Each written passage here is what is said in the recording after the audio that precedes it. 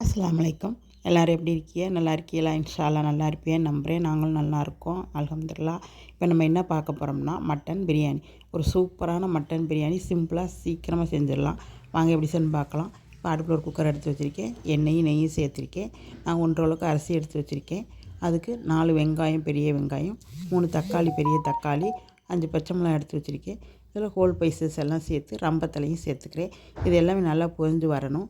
நல்லா பொரிஞ்சு வந்ததுக்கப்புறமா தின்னாக நறுக்கி வச்சுருக்க 4 பெரிய வெங்காயத்தையும் சேர்த்து நல்லா வதக்கிக்கிடுவோம். இது நல்லா நல்லா வதங்கணும். நிறம் சேஞ்ச் ஆகி வரணும். பாருங்கள், இப்படி சேஞ்ச் ஆகி வந்ததுக்கப்புறமா 2 ஸ்பூன் இஞ்சி பூண்டு பேஸ்ட்டு சேர்த்து நல்லா வதக்கிக்கிடுவோம். நான் மட்டனோ 2 ஸ்பூன் இஞ்சி பூண்டு பேஸ்ட்டு சேர்த்து வேக வச்சுருக்கேன்.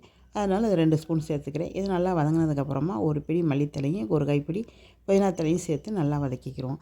இது எல்லாமே நல்லா சேர்ந்து வதங்கி வந்ததுக்கப்புறம் தக்காளி, பச்சை மிளகாய் 2யும் சேர்த்து வதக்கிக்கிறோம். தக்காளி நல்லா குலைவாக வதங்கி வரணும். அப்போ தான் நல்லாயிருக்கும். நல்லா குலைவாக வதங்கி வரட்டும். இதில் கொஞ்சமாக கொழுப்பு சேர்த்துக்கிட்டா நல்லாயிருக்கும். சூப்பராக இருக்கும் சாப்பாடு. அதனால் நான் கொஞ்சமாக கொழுப்பு சேர்த்துக்கிறேன். அதையும் சேர்த்து நல்லா வதக்கிக்கிடுவோம். நல்லா வதங்கணும்.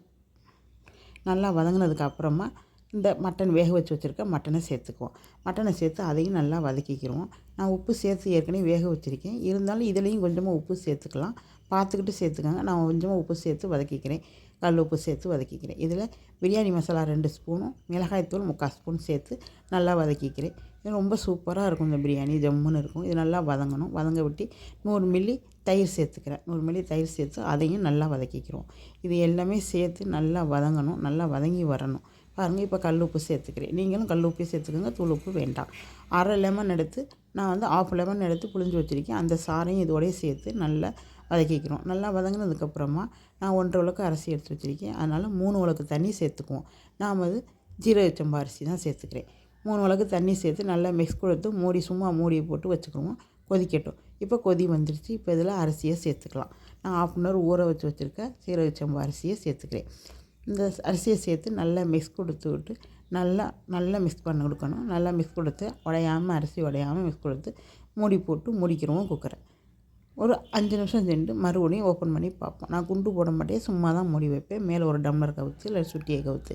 இப்போ திறந்து பார்த்தா பாருங்கள் எப்படி இருக்குன்னு. தண்ணியும் அந்த ரைஸும் ஒன்றா பின்னி வந்துருச்சு பாருங்கள். ரொம்ப சூப்பராக பின்னி வந்துருச்சு. இப்போ இதை நல்லா மிக்ஸ் கொடுத்துட்டு மூடி போட்டு மூடி வச்சுக்குவோம். மறுபடியும் ஒரு 5 நிமிஷம் சென்று ஓப்பன் பண்ணி பார்க்கலாம். பாருங்கள், இப்போ வந்து சாதம் எப்படி இருக்குன்னு. நல்லா பொழுன்னு சூப்பராக ஜம்முன்னு வந்துருச்சு பாருங்கள். ரொம்ப சுவையாக ஜம்முன்னு இருக்கும். சாப்பிட்றதுக்கும் எப்படி இருந்துச்சுன்னு கமெண்ட் பாக்ஸில் கமெண்ட் பண்ணுங்கள். இந்த பிரியாணி மட்டன் பிரியாணி ரொம்ப சூப்பராக இருக்கும். எப்படி இருக்குன்னு கமெண்ட் பாக்ஸில் கமெண்ட் பண்ணுங்கள். பிடிச்சிருந்தால் சப்ஸ்கிரைப் பண்ணுங்கள். அடுத்த ஒரு மினி விழாக்கில் பார்க்கலாம். பாய்.